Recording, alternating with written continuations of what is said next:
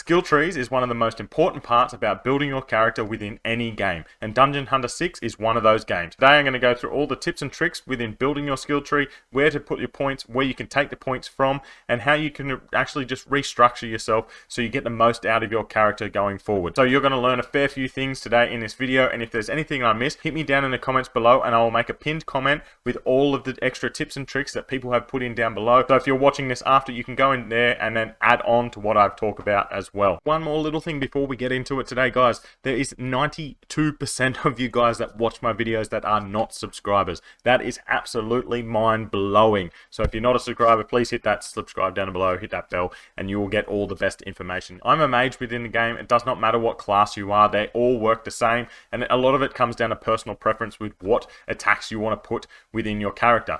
So this is the normal skill tree that everyone starts with. Down the line, you will get your combat mage and your lieutenant skill tree unlocked as well, but we'll focus on the mage one at first. Obviously, you got the skill points exchange where you have XP and it costs you some XP to exchange your skill points. I've heard a lot of people talk about not doing this, depending what you're up to within each day. If you're going to go over your level, don't do it. I think this personal preference, you do need skill points to get that extra buffs for every attack, so it does help you level up your character, but then again, it does help going up the levels because you unlock more stuff. So I'd just be a little bit picky if you're going to do this. Obviously, it costs a lot of XP to buy skill points. So yeah, this is just up to you in personal preference. Make sure you get over the level before you go and buy these skill points. As I was talking about before, you can reset up the top right hand corner right here. This will reset everything back down to 0. But the better way that I've found to do it, if you don't want to go and put all 52 skill points back in, which is going to take a long time, you can just go into one and you can downgrade. You can downgrade by however many you want. Obviously, I don't want to downgrade this one. This was just as an example. So the first one that I will definitely tell you to upgrade is this XP attack on all classes. Whenever you can upgrade this, make sure you upgrade it and the two next to it. These need to be fully upgraded at all times. It is your major attack. It is the thing that you want to get back to as soon as possible, just to lay down those huge nukes on your opponents. With the mage, I absolutely love this arcane ray. It goes through all the enemies in a straight line. It works in arena. It works against bosses. It is a phenomenal attack, especially when you get it max after doing your XP attack. So that's why I have this one fully leveled as well. And then I've used this one, the Arcane Orb, again, Arcane Ray, Arcane Orb, or one of these two within the Combat Mage. That is all your personal preference, which ones you like playing with. So the Arcane Ring and the Arcane Orb, one's a AoE attack and one's a straight line attack. So this is what I like to play with. If you like to play with other ones, that's fine by me. I don't think it really matters. It's just a playstyle that you'd like to play with. So before we go on to the Combat Mage, we're going to go over to configuration over here. And as you can see, these are the lieutenant skills up the top with my 3 lieutenants. And these are my skills down the bottom here. As you can see, you can move these in a different order. Okay? A lot of people don't know this, but the first one on your left will be the first attack that you do. So if you want to do your Arcane Ray first, you put it first. If you want to do that second, you put it second. Okay? It will go from left to right and use them in that order. So I probably should put Arcane Ray down here, so it is the first one used at all times. But again, that is personal preference. Which ones do you like using at what point in time? Again, this is all for auto. If you are playing on manual, it does not matter. You are pressing the buttons anyway. But on auto, it will go from left to right. And I believe the lieutenant skill is the same. And to change the lieutenants, you go into lieutenants. And you need to move them. So I'm in combat, so I can't do it right now. But you just need to reorder them yourself in whatever order you want them to go first.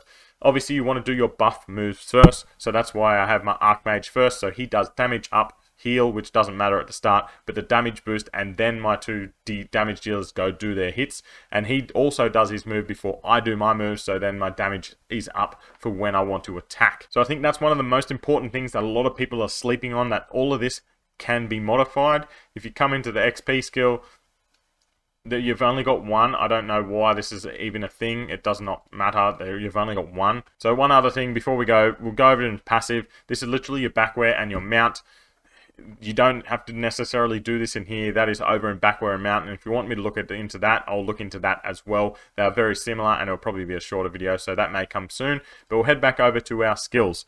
Okay, so we've got our mage. This is the first normal ones that you get, and straight off the bat, you'll probably just upgrade everything in here as much as possible because this is all you have. As soon as you unlock this combat mage, then it is up to you to choose which one you would like to upgrade. As I said, pick which one ever you like, but I would also tell you to put this one up as full as possible. I know it's only 1.5% crit rate, it's nothing, but if you keep on stacking those small crit rates everywhere, this will become a huge bonus.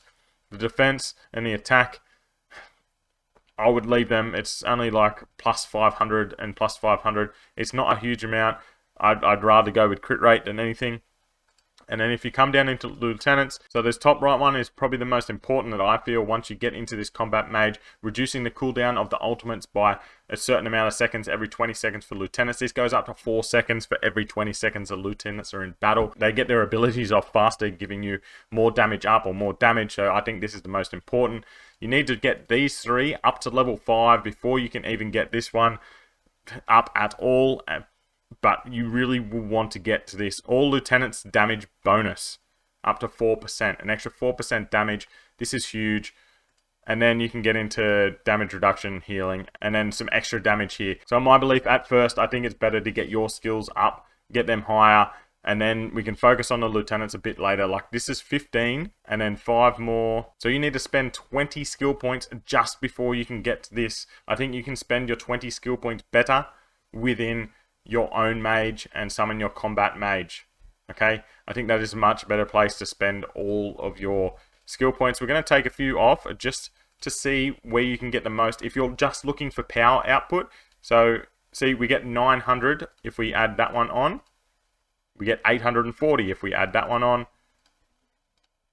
We get 1200 if we get that one on. So if you are looking just to get your power as high as possible, go through and find the ones that give you the most. Like that only gives you 160, so it's not really worth doing that one. You can't do that one without that one up. Obviously, Lieutenant, let's see what this one gives us, 1200 as well. So that kind of also gives you an idea of how good that skill upgrade may be. It gives you more power. It's probably better for you within the combat. From what I've seen, the attack-based ones usually give you more power, and everyone loves attack, don't they? You obviously got to survive, but giving yourself more attack is always a great idea because you need to get in and defeat some of these bosses really quickly to get to 3 stars. So I believe that's most of the talking points that I want to go through today. As I said before, if I've missed anything, hit me down in the comments. I'll make a pinned comment so everyone else can see that help as well, because we need to help each other. A lot of the things in this game are not very well explained, like at all. It doesn't tell you anything about the game, so we're all learning together. I'm trying to bring it to you, and we're trying to get the most power out of this as possible.